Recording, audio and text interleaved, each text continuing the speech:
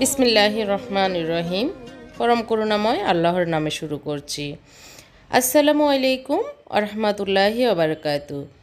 আমি ফারহানা ইয়াসমিন রুমি নিয়মিত ব্লগের আরেকটি ব্লগ নিয়ে আপনাদের মাঝে হাজির হয়ে গিয়েছি। আশা করি আপনারা সবাই আল্লাহর মেহেরবানিতে ভালো আছেন। আমিও আল্লাহর রহমতে বেশ ভালোই আছি। আজকে হচ্ছে 7 তারিখ, এখন রাত মাগরিবের পরে আর কি। তো মুনতাসিরের জন্মদিন আজকে ছিল। তো আসলে বেশি একটা জানে না। তো ওর আব্বু মনে আছে, একটু দোয়া করতেছে, এসে দোয়া করে মাথায় হাত বুলিয়ে তো ওর জন্য কেএফসির চিকেন ফ্রাই নিয়ে এসেছে কেএফসি থেকে। এমনি তো আসলে আমরা তো এগুলো বেশি একটা পছন্দ করি না। তো ওর আব্বু বিরক্ত বোধ করতেছে, বিছানায় বসে কেন খাচ্ছে। তো এটাই হলো ওকে একটু সারপ্রাইজ দেওয়া। তো ও তো খুশি হয়েছে। আর এমনিতে অত আবদার নেই, আহ্লাদও নেই ওদের ভিতরে। তো যাই হোক, রাতটা খেয়ে আর বেশি একটা কিছু খাওয়া হয়নি ওদের। এখন হচ্ছে সকালবেলা আমি অন্যান্য টুকিটাকি কাজ করে এখন ওদের জন্য নাস্তা বানিয়ে নিচ্ছি। এখানে আমি 1 কাপ ময়দা নিয়ে নিচ্ছি। আর হচ্ছে গতকালকে একটু মিষ্টি এনেছিল, রসগোল্লা আর কি, কিছু রস চিনি শিরা আছে সেগুলো দিব। এখানে বেকিং পাউডার দিয়েছি একটুখানি লবণ দিয়েছি, 2 টেবিল চামচ দুধ দিয়ে দিচ্ছি। জাস্ট ফ্যান কেক বলি বা স্যান্ডউইচ মেকারের স্যান্ডউইচ, মিষ্টি স্যান্ডউইচ বলি, সেটা বানিয়ে নিচ্ছি একটা ডিম দিয়ে। প্রথমে শুকনোগুলো একটু মিশিয়ে নিয়েছি, তারপর একটা ডিম দিয়ে দিচ্ছি, তারপর যে শিরাটা সেটা দিয়ে আমি একটু একটু করে মেখে নিচ্ছি। আজকে হলো 8 তারিখ। 8 তারিখ কি করতেছি সেটাই আপনাদের সাথে শেয়ার করছি। আশা করি আপনাদের ভালো লাগবে। যারা আমার চ্যানেলে নতুন এসেছেন, আমার চ্যানেলটি এখনও সাবস্ক্রাইব করেননি, প্লিজ আমার চ্যানেলটি সাবস্ক্রাইব করবেন এবং পাশে থাকা ছোটো বেল বাটনটিও চাপ দিয়ে দিবেন, যাতে করে আমি যে ব্লগ দিই প্রতিদিন সেগুলির নোটিফিকেশন সবার আগে আপনার কাছে চলে যায়। তো আমি চিনির শিরাটা পুরোটাই দিয়ে দিয়েছি, দিয়ে ভালো করে এরকম করে মিক্স করে নিয়েছি। একটু পাতলা হয়েছে, অসুবিধা নাই, নরম নরম তুনতুনে হবে, খেতে ভালোই লাগে। ওরা পছন্দ করে বিধায় এভাবে বানিয়ে নিচ্ছি। তো এখানে হচ্ছে 2টি চানার কাঁচাগোল্লা নিয়েছি। এটা আমার বাসুর মেয়ে ওই দিন এসেছিলো, ওরা এনেছিল। তো আমার ভাইদের বাসায় পাঠিয়েছি, এখানে দারোয়ানকে দিয়েছি, আবার একটা মেয়ে এসেছিল কাজের জন্য, ওকেও দিয়েছি, তারপরও থেকে গিয়েছে। ভাবলাম যে এভাবে স্যান্ডউইচের ভিতরে দিয়ে দিই, খাওয়া হবে আর টেস্টটাও একটু বাড়বে, ব্যতিক্রম হবে এটা আর কি। তো ওইভাবে রিসাইকেলিং যেটাকে বলে সেটাই করে নিচ্ছি, শিরাটাও কাজে লাগিয়ে নিচ্ছি। আর মিষ্টিটাও এইভাবে, ওরা এই কাঁচাগোল্লাটা খেতে চায় না, তো এইভাবে মাঝখানে দিয়ে দিব। দেখা যাক, মজা হলে তো খাবেই অবশ্যই, আশা করি মজা হবে।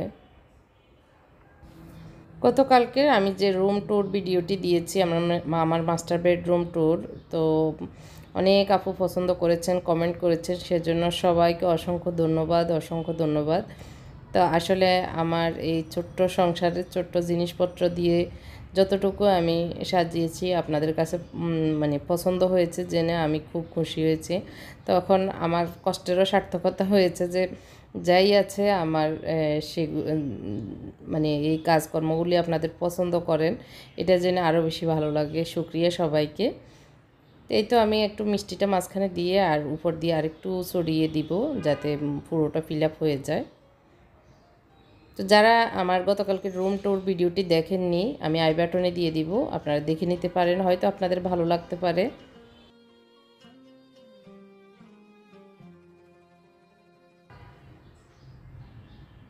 তো সকালের নাস্তাটা আসলে আজকে এটাই করছি, কারণ কাজ আছে। রুমের যে ট্যুর দিয়েছি তার আগ দিয়ে যে আমি কাজগুলি করেছি আজকে সেটাই শেয়ার করব। তো সেটা কিভাবে করেছি আজকে আপনাদের সাথে সেটা শেয়ার করছি, কারণ আমি শুধু মাঝখানের রুম ট্যুরটাই আপনাদের সাথে শেয়ার করেছি, কিন্তু সেটার পেছনে যে অনেকগুলো কাজ করেছি সেটা তো আপনারা দেখতে হবে, তাই না? তো আমি নাস্তাটা আজকে এটাই করেছি ঝটপট ওদেরকে দিয়ে।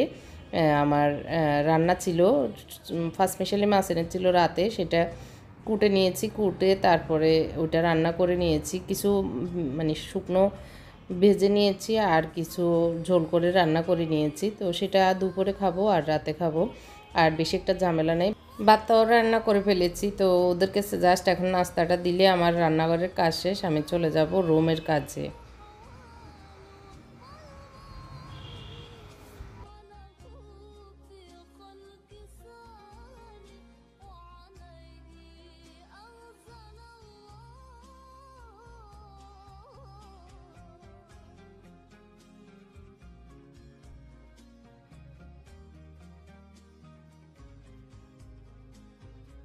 তো দেখতে পাচ্ছেন অনেক সফট, একদম তুনতুনে কেকের মতো হয়েছে। তো আমি আর কিছু দিয়েছি খালি মিষ্টি ছাড়া, আর কিছু এভাবে। তো মুনতাসির নিয়ে যাচ্ছে, ও খাবে, দুষ্টামি করতেছে আমার দিকে, মানে ক্যামেরার সামনে এসে দুষ্টামি করতেছে, আমি সেটা আপনাদের সাথে শেয়ার করছি। আর এই ফুলটা বারান্দায় এসে এখন দেখি আমার এই ফুলটাতে ফুঁকে ধরে আছে।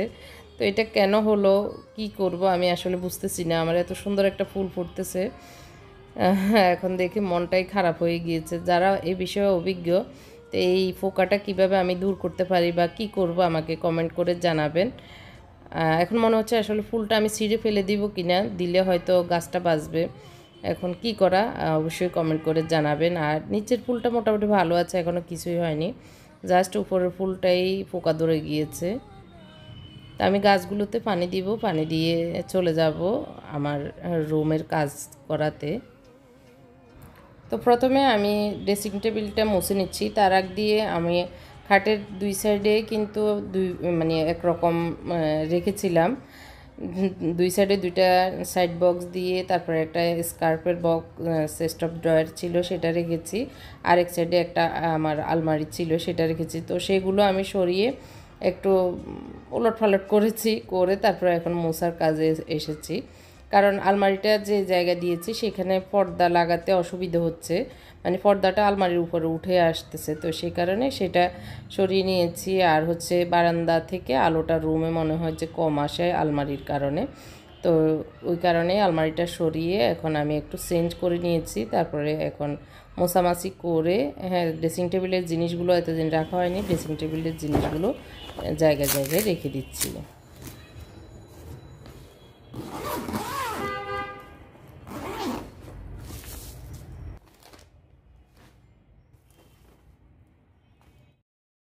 তা আসলে বাসা পাল্টানোর সময় একবার জিনিসগুলো ব্যাগে ঢুকানো, আবার ব্যাগ থেকে সেগুলো জায়গায় রাখা, এই কাজগুলি অনেক কষ্টদায়ক আমাদের মেয়েদের জন্য। তো এখন সেটাই করতে হচ্ছে, করে নিচ্ছি।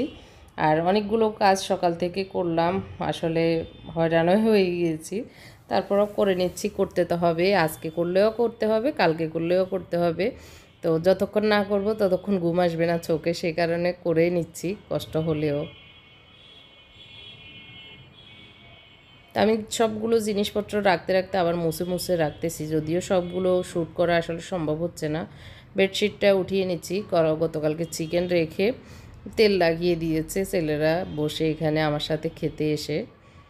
তো ভালো করে বিছানাটা আমি ঝাড়া দিয়ে নিচ্ছি। আর অনেক আপুরা প্রশ্ন করেছেন আমি আমার ফার্নিচারগুলো কি সাদা কালারের ফার্নিচার নিয়েছি নাকি কালার করেছি।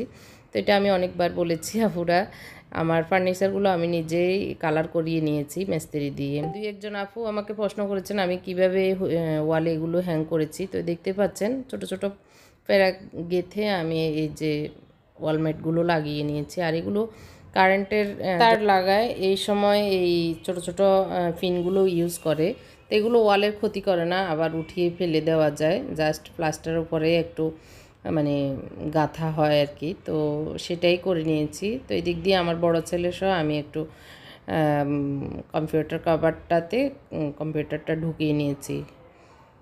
তো এইভাবে আমার বেডশিটটাও গুছিয়ে নিচ্ছি।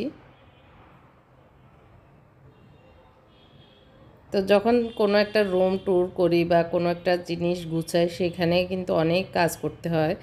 তো যদিও আপনারা উপর দিয়ে অনেক সুন্দর একটা ট্যুর দেখেন, তার পেছনে অনেকগুলো কাজ আমাদেরকে করতে হয়। তো সাজিয়ে নিয়েছি আমার রুমটা মোটামুটি আর কি।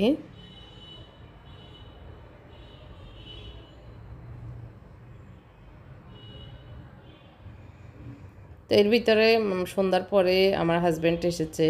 তো উনি আসতে আবারও মুনতাসিরের জন্যই পিজা এনেছে। তো ওরা তো পেয়ে অনেক আনন্দে খাচ্ছে, আর প্লেট প্লেট নেওয়ারও সময় পাচ্ছে না, এরকম আর কি। ছেলেরা তো এগুলো ফেলে সাচ্ছে, ছেলে মেয়েরা। তো আমি বললাম যে আমি একটু শ্যুট করে নিই, তারপরে খেয়েও। তো দুইটা এনেছে, মোটামুটি ওদের পেট ভরে যাবে। তো আমি একটা খাচ্ছি, আমার হাজব্যান্ডও একটা খাবে, আর বাকিগুলো ওরাই খাবে। তো একটু মেয়োনিজের যে সসটা দেয় এটা অনেক ভালো লাগে, গার্লিক মেয়োনিজ সস আর কি। তো এটা দিয়ে খেয়ে নিচ্ছি। তারপরে কতক্ষণ আমরা গল্পগুজব করব। উনি এসেছে, সারাদিন কি করেছে সেটা শুনবো। এসে তো এই সুন্দর বিছানায় শুয়ে আছে। তো আমি বললাম যে কেমন হয়েছে, কেমন লাগতেছে রুমটা। ও বললো অনেক ভালো। আমি বললাম যে এগুলি আমি তো সেল করি, তো কেমন আরামদায়ক কিনা। ও বললো অনেক আরাম। তো আমি দেখতেছি যে উল্টা পড়ে আছে, তো ভাবলাম যে ভিতরে মানে আরামদায়কটা লাগিয়ে দিয়েছে, আরামদায়কটা উনি দিয়েছে গায়ে, আর উপরে যে সুতি এটার কাভারের জন্য ইউজ করা হয় সেটা দিয়েছে। তো মুনতাসিরকে বললো একটু কয়েল জ্বালিয়ে দাও, মশা লাগতেছে, তো কয়েল দিয়ে দিয়েছে। এই যে আমি দেখতেছি ভিতরে আরামেরটা দিয়ে অনেক আরাম বোধ করতেছে আর কি। তো আজকে রাতে এটা রাখবো, কালকে উঠিয়ে নিব, কারণ সুন্দর জিনিস নিতে ইউজ করতে খুব কষ্ট লাগে। আজকের ব্লগটি কেমন লেগেছে কমেন্ট করে অবশ্যই জানাবেন। সবাইকে অনুরোধ জানাবো লাইকটি দিতেও ভুলবেন না। তো এখন আর বেশি একটা কাজ নেই, এর জন্য চিন্তা করলাম এই শেলফটা আমার আগের বাসায় আমি ওয়াশিং মেশিনের উপরে রেখেছিলাম, তো এটা আমি রান্নাঘরে দিব, কারণ রান্নাঘরে টুকিটাকি বয়ম সব মশলাপাতি জিনিসপত্র রাখতে অসুবিধা হচ্ছে। তো আমি এখানে সেট করে নিচ্ছি। হ্যাঁ, আমার হাজব্যান্ড একটু যেন পড়ে না যায় সে কারণে একটু বেঁধে দিচ্ছে মজবুতভাবে আর কি। তো দিয়ে আমরা এখন এশার নামাজ পড়ে নিয়েছি সবাই। এখন আমরা দুজন একটু খাবো। এই যে দুপুরে একটু পাঁচমিশালি মাছ, একটু লাউ শাক দিয়ে আমি রান্না করে নিয়েছি, ভাজি মাছ করেছি সেটা দিয়ে, এবং এই মাছ দিয়ে একটু দুজনে চারটা ভাত খাবো, এটা আর কি। তো সবাইকে ধন্যবাদ জানিয়ে এখানে শেষ করছি। আল্লাহ হাফেজ।